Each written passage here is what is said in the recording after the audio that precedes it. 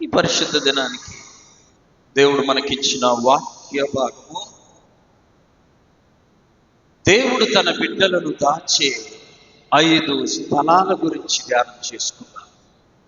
దేవుడు తన బిడ్డలను ఆయా పరిస్థితుల్లో, ఆయా సమయాల్లో దాస్తూ ఉంటాడు. అలా దాచే 5 స్థలాలు ధ్యానం చేసుకుందాం. ఎందుకంటే 32వ కీర్తన 7వ చరణంలో భక్తుడైన దావీదు గారు ఒక మాట అంటూ ఉన్నాడు. 32వ కీర్తన 7వ చరణం నేను చదువుతాను, నాతో కలిసి అందరూ బిగ్గరగా చెప్పండి. నా దాగు చోటు నీవే, శ్రమలో నుండి నీవు నన్ను రక్షించెదవు. మరలా చదువుదాం. నా దాగు చోటు నీవే, శ్రమలో నుండి నీవు నన్ను రక్షించెదవు. విమోచన గానములతో నీవు నన్ను ఆవరించెదవు. దేవుడి వాక్యము ద్వారా మనందరిని దర్శించి బలపరుచునుగాక. దేవుడు మనలను ఆయా పరిస్థితుల్లో, ఆయా స్థితిగతులను బట్టి, ఆయా కండిషన్స్ను బట్టి మనలను దాస్తూ ఉంటాడు. ఎలా అంటే, కోడికి పిల్లలు ఉంటాయి, చక్కగా ఆడుకుంటూ ఉంటాయి, కోడి ప్రక్కనే ఉంటుంది. ఎప్పుడైతే ఒక గ్రద్ద ఆ కోడి పిల్లల కొరకు వచ్చిందో, వెంటనే ఆ కోడి పిల్లల తల్లి వెళ్ళి ఆ పిల్లలన్నిటినీ తన రెక్కల చాటున చెప్పాలి దాస్తాడు. దేవుడు కూడా ఆయా సమయాల్లో మనల్ని దాస్తూ ఉంటాడు. ప్రమాదాలు వచ్చేటప్పుడు, శ్రమలు వచ్చేటప్పుడు, అపాయాలు వచ్చేటప్పుడు మనల్ని ఏం చేస్తాడు? దాస్తాడు. గుర్తుపెట్టుకోవాలి. ఆ దాచే స్థలాలు బైబిల్లో 5 ఉన్నాయి. వాటిని ఈ పరిశుద్ధ దినములో మనము ధ్యానం చేసుకుందాం. మొట్టమొదటిగా చూడండి, దేవుని యొక్క పరిశుద్ధ గ్రంథములో యెషయా గ్రంథము 2వ అధ్యాయం 10వ వచనం. యెషయా గ్రంథం 2వ అధ్యాయం 10వ వచనం. యెహోవా భీకర సన్నిధి నుండి, ఆయన ప్రభావ మహాత్యము నుండి బండ బీటలోనికి దూరుము. ఆ మంటిలో కొన్నిసార్లు మనం ఎలా ఉండాల్సి వస్తుంది చెప్పండి? మట్టిలో. ఇప్పుడు చెప్పండి, బంగారము ఎక్కడ పడితే అక్కడ బయట కనబడనే కనబడ. విలువైన వజ్రాలు, ముత్యాలు ఎక్కడ పడితే అక్కడ బజారులో కనబడనే.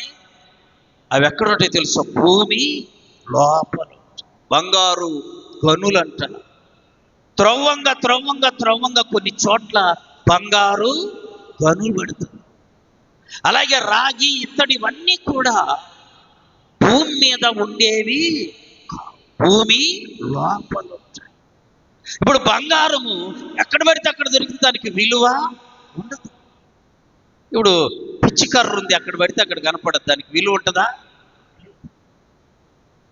గంధపు చెట్లు ఉంటాయి, అవి ఎక్కడ పడితే అక్కడ ఉండవు. వాటి కొరకు అడవికి వెళ్ళాలి, వెదకాలి, దొరకాలి, వాటిని భద్రంగా తెచ్చు. విలువైన రత్నాలు, ముత్యాలు కూడా భూమి మీద ఎక్కడ పడితే అక్కడ కనబడవు. భూమిలో ఒక చోట అవి భద్రంగా దాచబడతాయి. నువ్వు కనుగొని వాటిని త్రవ్వి ఏం చేయాలి? తీసుకోవాలి.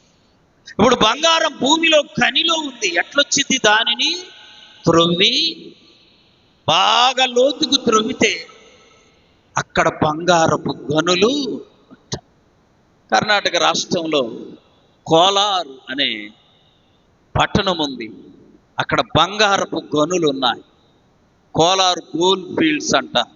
కోలార్ గోల్డ్ ఫీల్డ్స్ అంటే బంగారపు గనులు ఆ ప్రాంతంలో ఉన్నాయి. చాలా భద్రంగా రక్షణ ఉంటుంది. త్రువే వాళ్ళను కూడా పరీక్ష చేస్తుంటారు, గమనిస్తుంటారు. ఎవడు పడితే వాడు వెళ్ళి తవ్వుకొని తీసుకోవడానికి.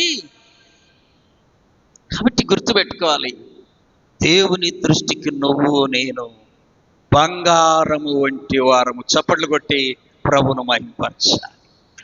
అందుకనే కొన్నిసార్లు మన బిడ్డలను మనం ఎత్తుకొని ఏమంటాం?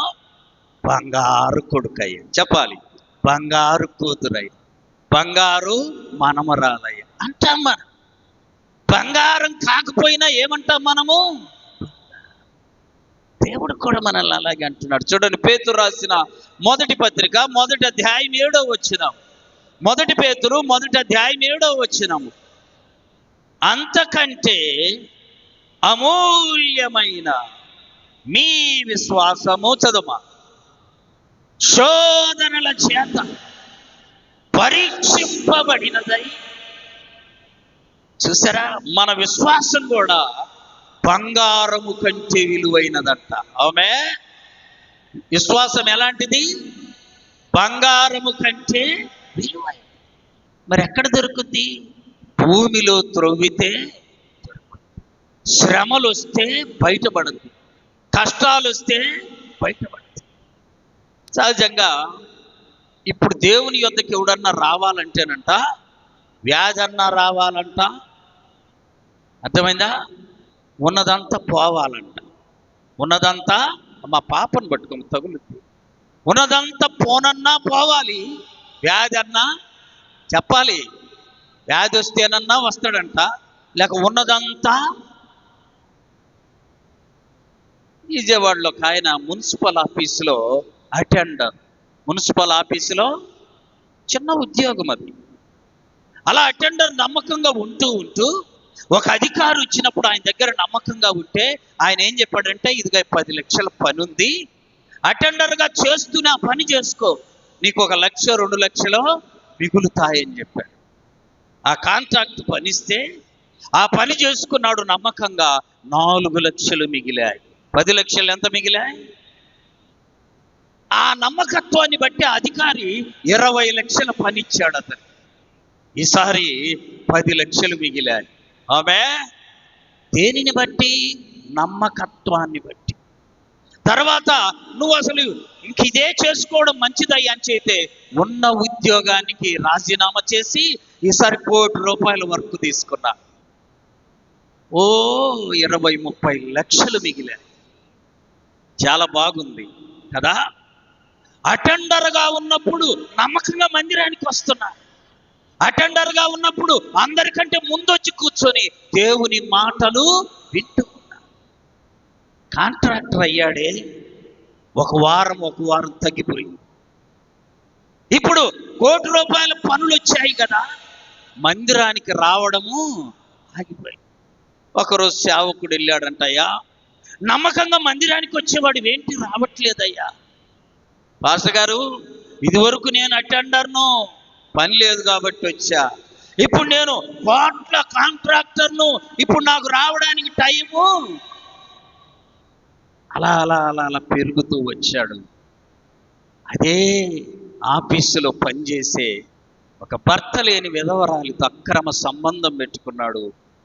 మందిరానికి రావడం మొదట మానుకున్నాడు, ఇంటికి రావడం తర్వాత. మాస్టర్ గారి భార్య అతని భార్యతోటి మాట్లాడింది, ఏమ్మా ఇలా అయిపోయాడు, కనీసం నెలకు ఒకసారి రావట్లా, 2 నెలలకు ఒకసారి కూడా రావట్లా. అమ్మ అసలు ఇంటికే, మందిరానికి కాదు. ఏం బాధ ఏమది? ఎక్కడికి రావట్లా? మా బాధ మాది. ఎక్కడికి రావట్లా? మందిరానికి. పాస్టర్ గారికి ఏమో మందిరానికి రాలేదని బాధ, భార్యకేమో ఇంటికి రాలేదని.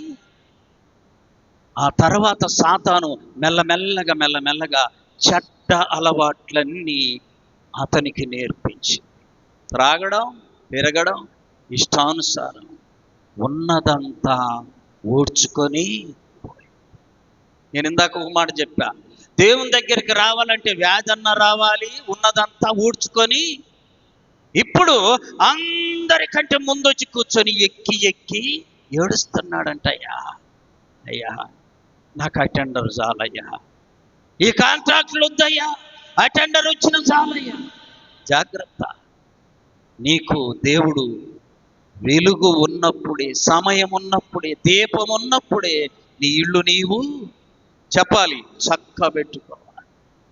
చూసారా?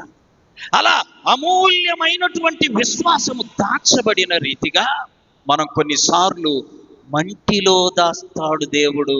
ఆమె మట్టి తగ్గింపుకు సూచన.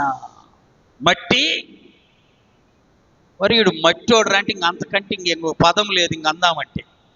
ఈడు మట్టోడు అన్నామనుకో, ఇంక అంతకంటే పదము. ఇప్పుడు కింద మట్టిలో కూర్చున్నాడు, ఇంక అంతకంటే తక్కువ స్థలం ఎక్కడా? అలాగే మనము కూడా కొన్నిసార్లు తగ్గించబడతాము. ఆమె ఆమె మట్టిలో కూర్చున్న స్థితి వచ్చింది కొన్నిసార్లు. భయపడమాక, దేవుడే ఒక వ్యక్తిని హెచ్చించువాడు. చెప్పాలి, హెచ్చించువాడు. నేను ఎప్పుడు హెచ్చిగానే ఉంటానని ఎన్నడూ కలలో కూడా అనుకోమాక. ద్వితీయోపదేశకాండం 11వ అధ్యాయము 11వ వచనం. త్వరగా ద్వితీయోపదేశకాండం 11:11. మీరు నది దాటి స్వాధీనపరుచుకొనుటకు వెళ్ళుచున్న దేశము కొండలు. చెప్పాలి, కొండ అంటేనేమో ఎత్తు స్థలము, లోయ అంటే క్రింద స్థలం. అర్థమైందా? కొండ అంటే ఎత్తు స్థలము, లోయ అంటే క్రింద స్థలం. అంటే విశ్వాసి జీవితం పూల పాన్పు కాదు. కొన్నిసార్లు ఉన్నతంగా దేవుడు నడిపిస్తాడు, కొన్నిసార్లు లోయల గుండా వెళ్ళ. అందుకని దేవుడు అన్నాడు, మీరు వెళ్ళే దేశము కొండలు. చెప్పాలి, కొండలు. దావీదు భక్తుని జీవితంలోనే లోయలున్నాయి. ఏమున్నాయి? ఆ లోయలోకి వెళుతూ అంటాడు, గాఢాంధకారపు లోయలో నేను సంచరించినను, నీ దుడ్డు కర్రయు నీ దండము నన్ను. కాబట్టి లోయ వచ్చిందని భయపడమాక, బాధపడమాక. కొన్నిసార్లు దేవుడు మనల్ని మట్టిలో దాస్తాడు.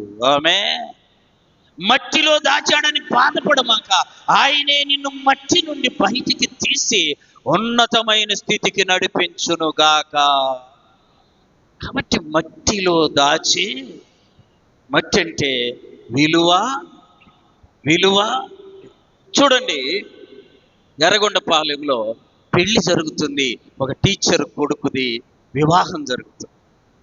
నేను అప్పుడు ఇంటర్మీడియట్ ఏదో చదువుతున్నా, చిన్న వయసు. ఆ పెళ్లికి నన్ను పిలిచారు, వెళ్ళా. నా దగ్గర ఎప్పుడు బైబిల్ సంచి కంజరు ఉండేది. వెళ్ళాను, అక్కడ కూర్చొని ఉన్నా. ఒక పాట పాడమన్నారు, పాడా, కూర్చున్నా. ఆ పెళ్లిలో ఒక గొప్ప దైవజనుడు వాక్యం చెప్పాలి. గొప్ప దైవజనుడు వాక్యం చెప్పాలి. పెళ్లి టైం అయింది, ఆయన రాలా. ఎప్పటిలాగా అప్పుడు ఊరికి 4 పాస్టర్లు లేరు, కొద్దిమంది ఉన్నారు. ఇప్పుడు ఎక్కువ అయ్యారు, కానీ అప్పుడు అంతమంది.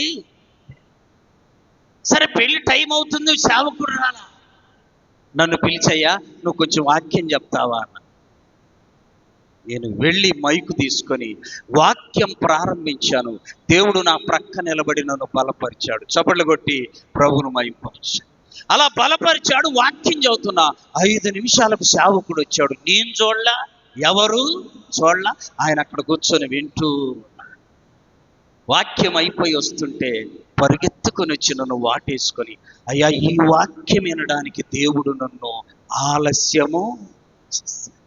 నేను అనుకున్నాను, దేవుడు ఈ వాక్యము నాతో చెప్పడానికి అప్పటిదాకా దాచాడు, అప్పుడు లేవా. కాబట్టి కొన్నిసార్లు నిన్ను దాచాడని, నీకు కొంచెం ఇబ్బంది వచ్చిందని, నీకు కొంచెము అవమానం వచ్చిందని బాధపడమాక, మట్టిలో కూర్చోబెట్టిన దేవుడే నిన్ను ఒకానొక దినమున పైకి. కృంగిన వేళలో నన్ను లేవనెత్తిన చిరునామా నీవేగా. కృంగిన వేళలో నన్ను లేవనెత్తిన చిరునామా నీవేగా. నీ కృప నిత్యముండును, నీ కృప నిత్య జీవము, నీ కృప వివరింట నా తరమా యేసయ్యా. కృంగుదల వచ్చిందని బాధపడమాక. బంగారం ఎక్కడుండిద్ది చెప్పాలి? మట్టిలోనే. మట్టిలో ఉన్నంత మాత్రం చేత బంగారానికి విలువ తగ్గదు, దాని విలువ దానికి. కాబట్టి కొన్నిసార్లు దేవుడు మనలను దాచే స్థలం మన్ను. ఆమె ఇక రెండవ తలాంతు చూస్తే, నువ్వు నేను వచ్చింది ఎక్కడి నుండి? మట్టిలో నుండి. ఆమె నువ్వు ఎంత అందగాడివన్నా కావచ్చు, ఎంత అందగత్తెవైనా కావచ్చు, నువ్వు వచ్చింది ఎక్కడి నుండో చెప్పాలి? మట్టిలో. ఒక ఆయన నన్ను అడిగాడయ్యా, నేను ఇంత నల్లగొన్నని దేవుడు నన్ను నల్ల మట్టితో చేసిండా ఆయన అన్నాడు. ఆయనకి అనుమానం, నన్ను నల్ల మట్టితో చేశాడేమో అని నన్ను అడిగాడు. నీకేం చెప్పాలి అర్థం కాదు. మరేమో చూడటానికి ఎట్లా ఉన్నాడు?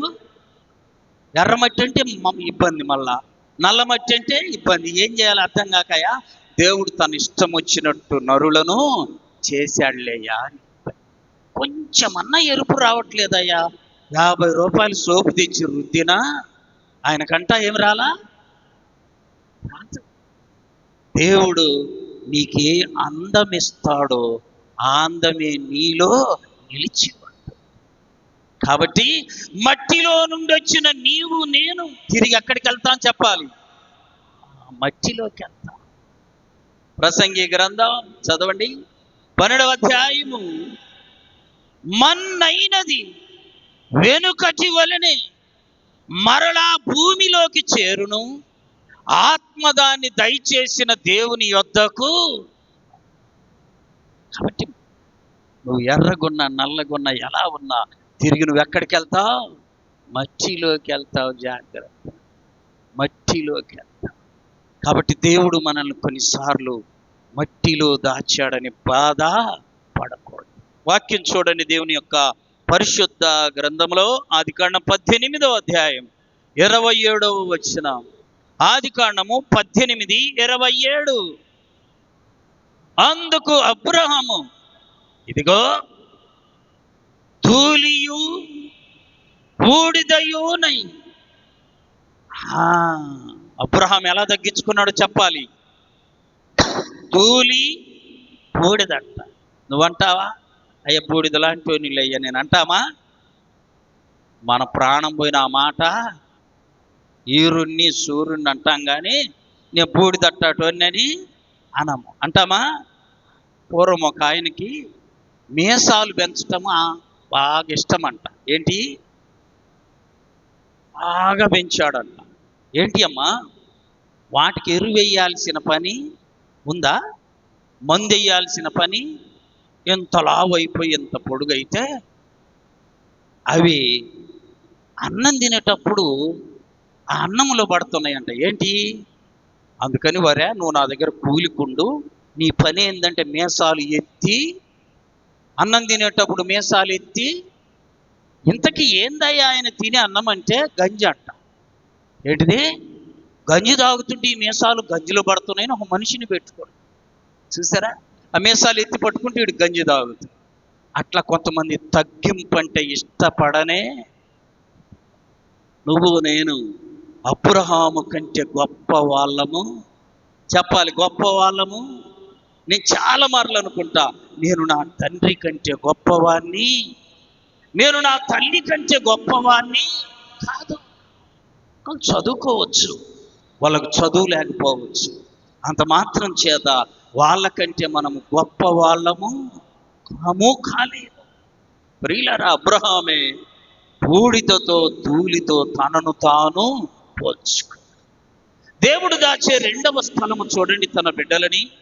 సమూయేలు మొదటి గ్రంథం 19వ అధ్యాయం 2వ వచనం. మొదటి సమూయేలు 19.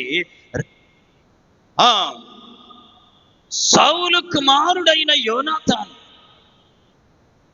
దావీదు యందు బహు ఇష్టము కలవాడయ్యుండి ఇట్లా, నేను నా తండ్రి అయిన సౌలు నిన్ను చంపాలన్న ప్రయత్నం మీద ఉన్నాడు. కాబట్టి నీవు ఉదయమున జాగ్రత్త పడి ఏ స్థలం ఇది? రహస్యమైన స్థలమందు దాగి ఉండుము. ఆమె కొన్నిసార్లు మనం రహస్యమైన స్థలములో దేవుడు మనలని దాస్తాడు. అట్లా ఉండవు, అట్లా ఉండదు. రహస్యమైన స్థలంలో దాచే దేవుడు. యోనాతాను ఎవరు? సౌలు కుమారుడు వచ్చి దావీదుతో చెబుతున్నాడు, ఏమని తెలుసా? నా తండ్రి అయిన సౌలు నిన్ను చంపాలనుకుంటున్నాడు, కాబట్టి నువ్వు రహస్య స్థలములో దాగి ఉండు. కొన్నిసార్లు మనం రహస్య స్థలములో సీక్రెట్గా దాగి ఉండవలసిన పరిస్థితులు వస్తాయి. అది కూడా దేవుడి మనకు అనుగ్రహించే స్థితి. చూడండి, దేవుని యొక్క పరిశుద్ధ గ్రంథంలో ఆదికాండం, గలతీయులకు రాసిన పత్రిక 5వ అధ్యాయం 17వ వచనం. గలతీ 5:17. గలతీయులకు రాసిన పత్రిక 5వ అధ్యాయం 17వ వచనం. శరీరము ఆత్మకును, ఆత్మ శరీరమునకును ఎప్పుడు కూడా ఏం జరుగుతుండదు? పోరాటము. సౌలేమో శరీరానికి సాదృశ్యం, దావీదేమో చెప్పాలి ఆత్మకు. వీళ్ళిద్దరికి పోరాటం. దావీదేమన్నా పాపం చేశాడు? ఏం చేయలా. ఎవరు చంపలేని గొల్యాతును చంపాడు. ఎవరు పాడలేనన్ని పాటలు పాడారు. అయితే సౌలుకి ఎందుకు బాధ అంటే, సౌలు శరీరానుసారుడు, దావీదేమో ఆత్మానుసారుడు. ఆత్మ సంబంధులకు, శరీర సంబంధులకు ఎల్లప్పుడూ పోరాటము. అప్పుడు మనం ఏం చేయాలో తెలుసా? దేవుడే మనలని రహస్య స్థలములో దాస్తాం. కొలసీలకు రాసిన పత్రిక చదవండి. కొలసీలకు రాసిన పత్రిక 3వ అధ్యాయం 2-3 వచ్చిన, పైనున్న వాటి మీదనే గాని భూ సంబంధమైన వాటి మీద మనస్సు పెట్టుకొనకుడే.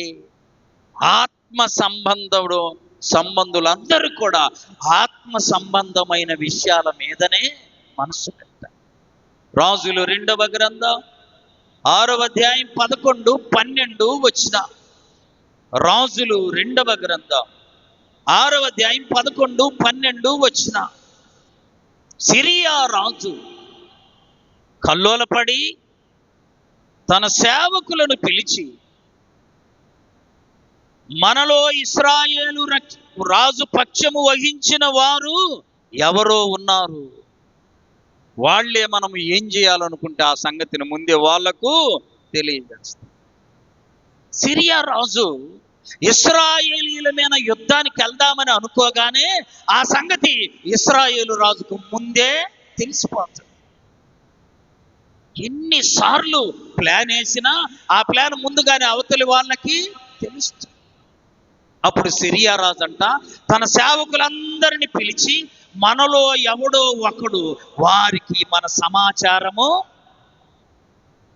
అని అంటే, వినండి జాగ్రత్తగా. అప్పుడు సిరియా రాజు సైన్యములో ఒక వ్యక్తి చెప్పాడయ్యా, మనలో ఎవడు వాళ్లకు సమాచారము చెప్పడంలా, వాళ్ళ దగ్గర ఒక ప్రవక్త ఉన్నాడు. ఆ ప్రవక్త మనం ఏం చేయబోయేది దేవుని ద్వారా తెలుసుకొని, రహస్య ప్రార్థన ద్వారా తెలుసుకొని, దాన్ని ముందుగానే రాజుకు, నీ రహస్య స్థలములో నువ్వు దాగినప్పుడు నువ్వు దేవునితో అనేక విషయాలు మాట్లాడవచ్చు. ఆమె అలా మాట్లాడినప్పుడు దేవుడు నీకు అనేక విషయాలు నీకు బయలు పరుస్తాడు. అందుకు మనల్ని కొన్నిసార్లు ఆయన రహస్య స్థలములో దాగి ఉండుము. ఆ రహస్య స్థలం ప్రార్థనా జీవితం. గుర్తుపెట్టుకోవాలి, ఆ రహస్య స్థలం దేవుడు నిన్ను కలుసుకునే స్థలం, అది సమయం అది. కాబట్టి ప్రభు నీకు కొన్నిసార్లు ఒంటరిగా ఉండే సమయం ఇచ్చాడు అనుకో, నువ్వేం చేయాలి? ప్రభుతోటి ఆ సమయం అంతా నీవు గడప. ఆమె కాబట్టి రహస్య స్థలములో ఉండే పరిస్థితి వచ్చినప్పుడు ప్రభుతో నీవు రహస్యంగా ప్రార్థనా సహవాసము కలిగి ఉండాలి. అది నీకెంతో మేలు, నీకెంతో దీవెన, అది నీకు ఆత్మీయంగా నిన్ను ఎంతగానో బలపరిచింది. మూడో స్థలము చూడండి, 27వ కీర్తన 5వ చరణం. 27వ కీర్తన 5వ చరణం. ప్రాతకాలమున ఆపత్కాలమున ఆయన తన పర్ణశాలలో నన్ను దాచును, ఆ గుడారపు చాటున మనలను దాచే. చూసారా, గుడారం అనగా దేవుని నివాసం. ఆపదలు వచ్చాయంటే, శ్రమలు వస్తున్నాయనంటే దేవుడు నిన్ను గుడారపు మాటున దాస్తాడు. వీళ్ళారా, ఎంత ధన్యత, ఎంత ధన్యత! గుడారపు మాటున దాచే దేవుణ్ణి నువ్వు నేను కలిగి ఉన్నా. అక్కడికి మరి ఎవడు రాలేడు. దేవుని యొక్క మహాకృపను బట్టి ఈ రహస్యాన్ని మనం గుర్తెరగాలి. దేవుని యొక్క వాక్యములు చూడండి, విలాప వాక్యముల గ్రంథం 3వ అధ్యాయం 2వ వచనం. విలాప వాక్యముల గ్రంథం 3వ అధ్యాయము 2వ వచనం. ఆయన కటిక చీకటిలోనికి దారితీసి దానిలో నన్ను నడిపించును. అక్కడే ఆయన మనలను దాచును. ఆమేన్. యోబు గ్రంథం 23వ అధ్యాయము 8, 9, 10 వచన.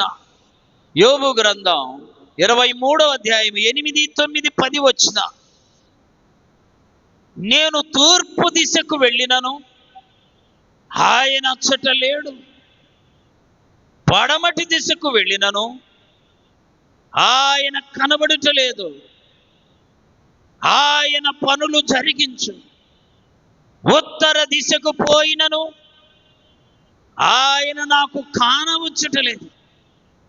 దక్షిణ దిశకు ఆయన తన ముఖమును. కొన్నిసార్లు ఎంత ప్రార్థన చేసినా జవాబు. అప్పుడు మనం అనుకుంటా, ఏం ప్రార్థనలు చేసి చేసి చేసి జవాబు. ఆయన ఆ ప్రార్థన వింటూనే ఉంటాడు. ఆమె వింటూనే ఉంటాడు. అయితే ఆయన మనం అనుకున్నట్టుగా స్పందించే దేవుడు కాదు.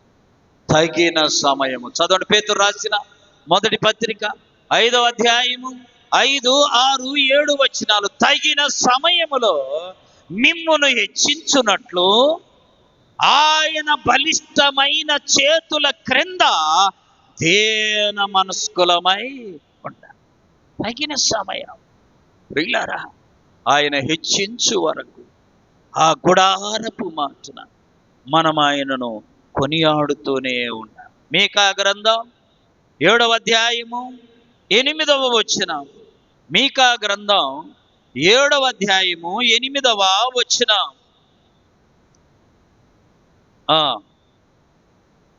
నా శత్రువ, నా మీద అతిశయింపవద్దు.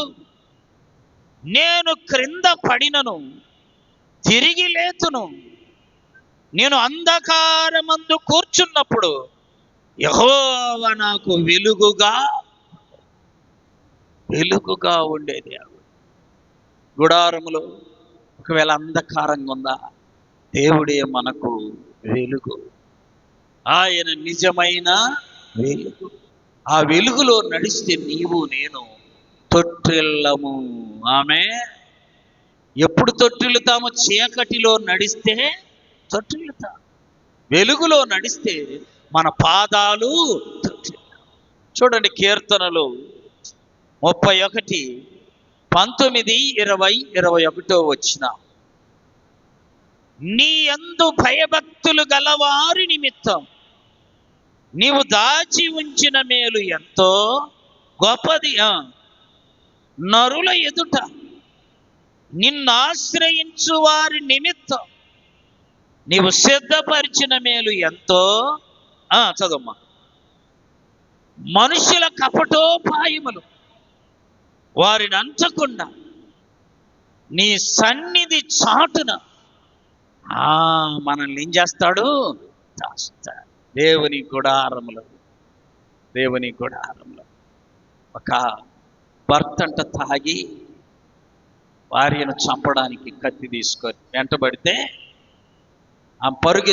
పరుగెత్తుకుంటూ ఏ ఇంట్లోకి వెళ్దామన్న ఎవరు చెప్పండి? మనకు బాగా అలవాటుగా ఎవరిని రానివ్వం కదా. ఏదైనా కథలు చెబితే రానిస్తాం, కానీ ఇబ్బందిలో ఉంటే మాకెందుకు గోల, మీ ఆయన మమ్మల్ని తిడతారు అని ఎవరు రానివ్వట్లేదంట. గుమ్మాలు మూసేసుకున్నారు. పరిగెత్తుకుంటూ మందిరములోకి వచ్చింది. ఎక్కడికి? మందిరంలోకి వచ్చి కూర్చుంది. ప్రభువా నువ్వే చూసుకయ్యా అని చెప్పి ఆ భర్త వచ్చాడు. గుమ్మం దగ్గర నిలబడ్డాడు కత్తి పట్టుకొని. మందిరమంతా వెతికినా ఆమె కనబడనే. చప్పట్లు కొట్టి ప్రభువుని మహిమపరచాలి. దేవుడు తన గుడారములో ఆ సహోదరిని దాచాడు. ఆమె అనుకుంటుందంట, అయ్యా ఇంకా నాకెవ్వరు లేనే, నీ దగ్గరికి వచ్చా, ఇక నువ్వే చూసుకో అని ప్రార్థన చేసుకుంటా ఉంది. మనోడు వచ్చాడు, చూశాడు. ఎంత చూసినా వాని భార్య వానికి కనబడాలి. గుడారపు మాటున దాచే నువ్వెక్కడున్నా క్షేమం ఉండదు అని నువ్వు అనుకోవచ్చు, కానీ దేవుని మందిరములో నీకు బహుక్షేమం ఉంటుంది. అందుకని మనము నిత్యము మందిరములోనే నివసించుదుముగాక. 4వ స్థలము చూడండి ప్రియులరా. రాజుల మొదటి గ్రంథం 17వ అధ్యాయం 3వ వచనం. మొదటి రాజుల గ్రంథం, నీవు ఇచ్చట నుండి తూర్పు వైపునకు పోయి యొర్దానునకు ఎదురుగానున్న కెరీతు వాగు దగ్గర దాగి ఉండము. వాగు దగ్గర దాచే దేవుడు. ఏముంటది వాగులో? నీళ్ళు. తెలుసా? మరి ఎట్లా పోయాయో కానండి, మేము చిన్నపిల్లలప్పుడు ఇంత జమ్ము, ఎప్పుడు నీళ్ళు ఆ చెరువులో. తెలుసా? ఎంత జమ్ము, ఎప్పుడు నీళ్ళు. ఒకసారి ఆ చెరువు అంత నిండిపోయి ఇళ్ళల్లోకి నీళ్లు. ఇప్పుడు అవి కూడా తగ్గిపోయింది. మన భక్తి అటు తగ్గిపోయిందో చెప్పండి. అవి కూడా తగ్గిపోతా. అసలు ఆ జమ్ము కనపడట్లా, ఆ నీళ్లు కనబడట్లా. ప్రియులారా, దేవుడు ఏలియాను తీసుకెళ్ళి ఎక్కడ పెట్టాడు? వాగు దగ్గర. వాగులో ఏముంటుంది? నీరు వాక్యానికి సాదృశ్యం. నీరు వాక్యానికి సాదృశ్యం. చదవండి యోహాను సువార్త 7వ అధ్యాయం 37వ వచనం. యోహాను సువార్త 7వ అధ్యాయం 37వ వచనం. ఆ పండుగలో మహాదినమైన అంత్యదినమున యేసు నిలిచి, ఎవడైనను దప్పిగొనిన ఎడల నా యొద్దకొచ్చి దప్పిక నేనిచ్చే నీళ్లు వాని కడుపులో నుండి ఊరెడి జీవజలములు. ప్రభు వాక్యము, ప్రభు నీరు. ఆమె అందుకని యెషయా గ్రంథం 55వ అధ్యాయంలో కూడా మొదటి వచనంలో ఒక మాట వ్రాయబడింది. యెషయా గ్రంథం 55వ అధ్యాయం మొదటి వచనం. తప్పిగొనిన వారలారా ఎక్కడికి రావాలి చెప్పండి అందరూ? నీళ్ళనగా వాక్యం. నీ వాక్యము నీరయ్యుండెన్, మా దాహము తీర్చుచుండెన్. నీ వాక్యము నీరయ్యుండెన్, మా దాహము తీర్చుచుండెన్. ఆ నీరే మాకు పానము స్నానము, ఆ నీరే మాకు పానము స్నానము. నీ వాక్యము మాకియుమా, నీ వాక్యము మాకీయుమా దేవాని దివ్య వాక్యము ఇవిగా మాకు దొరికెను. హల్లెలూయా హల్లెలూయా హల్లెలూయా హల్లెలూయా. నీరు వాక్యానికి వాక్యము దేవుడై ఉండెను. ఆది యందు వాక్యము, ఆ వాక్యమే శరీరధారి అయి కృపా సత్య సంపూర్ణుడిగా మన మధ్య. కాబట్టి ఆ వాక్యం ఎక్కడెక్కడ ఉండాలో చాలాసార్లు చెప్పా. వాక్యము మన యొద్దను, మన నోటను, మన హృదయములోను. ఎక్కడెక్కడ ఉండాలి వాక్యం? బీరువాలోను, టేబుల్ మీద అంటుందా? లేదండి, బైబిల్లో ఏమని తెలియదు. వాక్యము నీ యొద్దను, నీ నోటను, నీ హృదయములో ఉండాలి. ఆమె ఈ వాక్యం మనలని తృప్తిపరిచిద్ది. ఈ వాక్యం మనలని దప్పిక తీరుస్తుంది. అందుకని ఏలియా గారిని వాగు దగ్గరుండయ్యా. వాగనగా నీరు, నీరనగా వాక్యము, వాక్యమనగా దేవుడు. ఆమె దేవుడే ఆ వాగుకు సాదృశ్యముగా, నీటికి సాదృశ్యముగా ఏలియాను తీసుకొచ్చి అక్కడ దాచాడు. ఇప్పుడు చెప్పండి, ఆహాబు అనే రాజు దేశమంతా ఎతుకుతున్నాడు. ఎవరి కొరకు? ఏలియా కొరకు.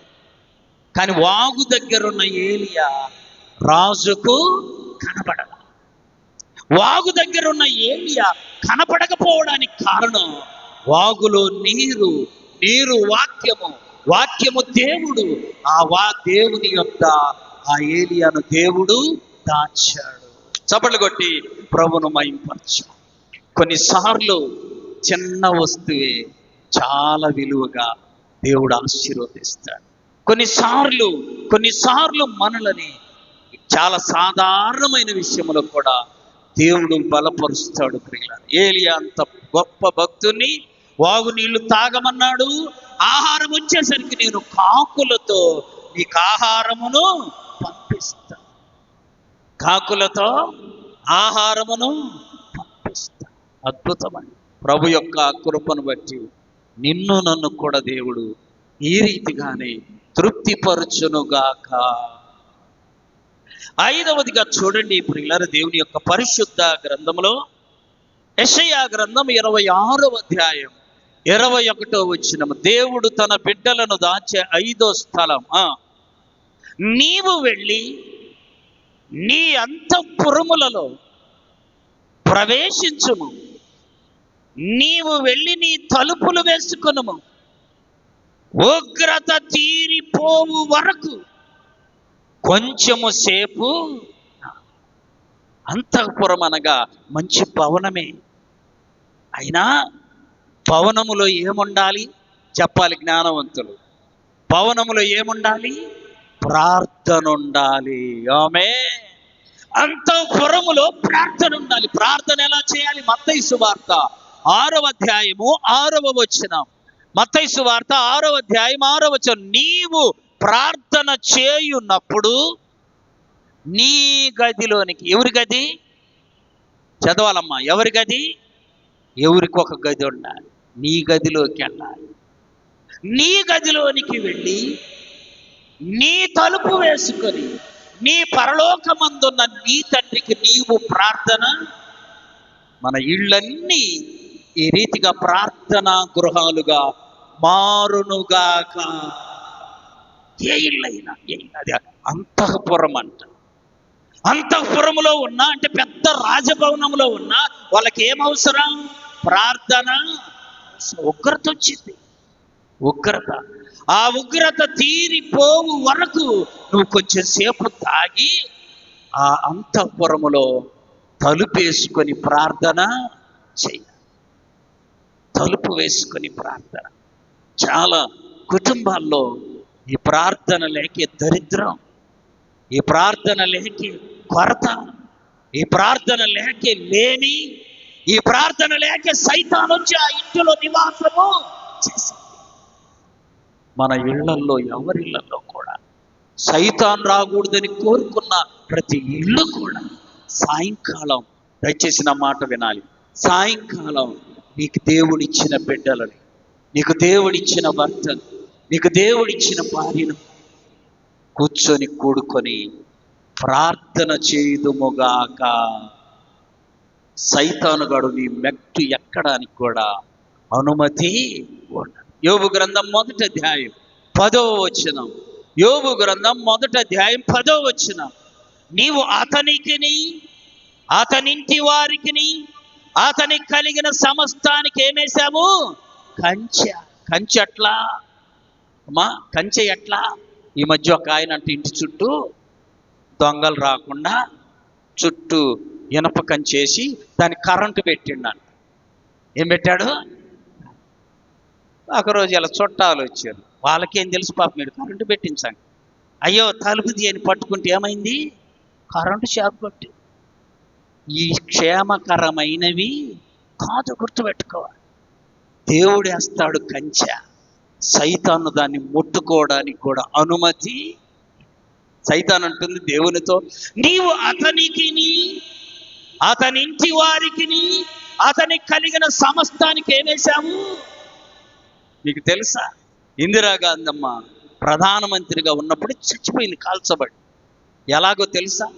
ఆమెను చుట్టూ రక్షించడానికి ఆమె ఇంటి చుట్టూ 250 మంది పోలీసులంట. 4 డిఎస్పీలు, 4 సిఐలు, కానిస్టేబుల్. ఇంతమంది ఉంటే ఇంకెవడన్నా వస్తాడా? చెప్పండి, వస్తాడా? ఒక పోలీసోడు ఉంటే ఎవరు కదా? ఎంతమంది రీమ్ చుట్టూ? ఆ పోలీసు ఆయన తుపాకి పెట్టి ఏం చేస్తుంది? నువ్వు నిర్మించుకున్న కంచె నిన్ను కాపాడదు. ఆమేన్. నువ్వు ఏర్పాటు చేసుకున్న కంచె నిన్ను రక్షించదు. ఆమేన్. నువ్వు చేస్తావే ప్రార్థన, జాగ్రత్తగా వినాలి. నువ్వు చేస్తావే ప్రార్థన, నువ్వు చేస్తావే కుటుంబ ప్రార్థన, అది నీ కుటుంబము చుట్టూ కంచెగా ఉండునుగాక. చప్పట్లు కొట్టి ప్రభును మహింపరచండి. ప్రార్థనలేమి ఎక్కడికి వెళ్ళినా ప్రార్థనలేమి. నేను ఒకళ్ళ ఇంటికి వెళ్ళా, 8 అవుతా ఉంది, సీరియల్ చూస్తూ ఉన్నారు. అమ్మ లేని ప్రార్థన, ఇప్పుడేం ప్రార్థన, మాకు 10 అవుతుంది. ఎంత అయింది? 10 అయింది అని.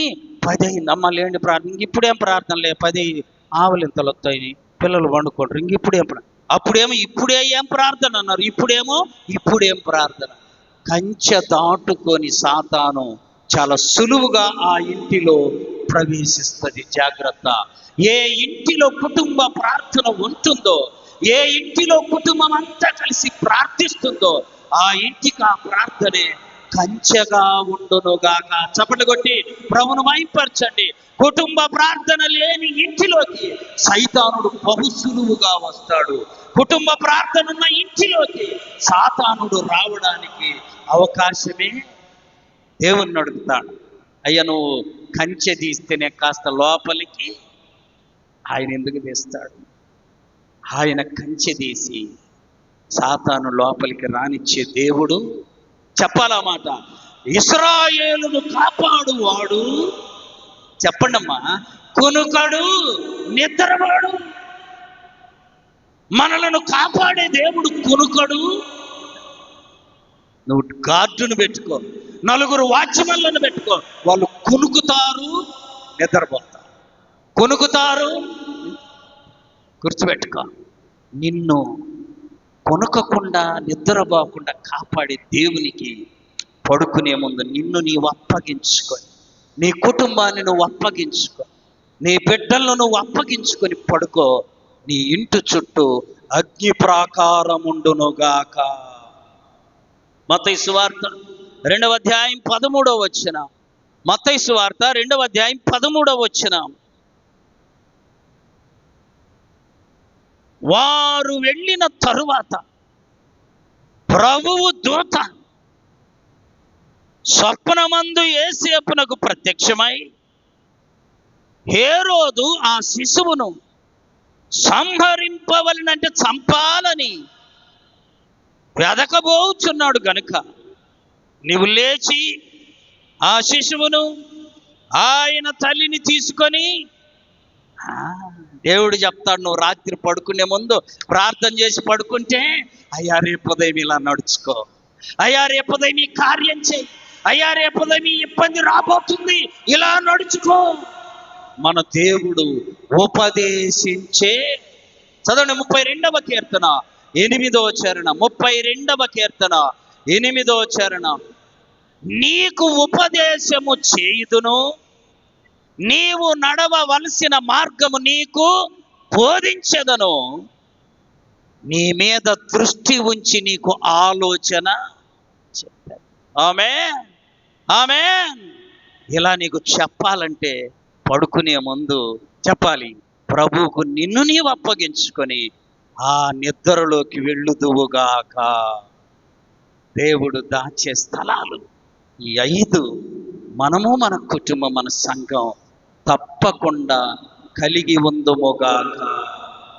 మోకరించండి, ప్రార్థన చేసుకుందాం.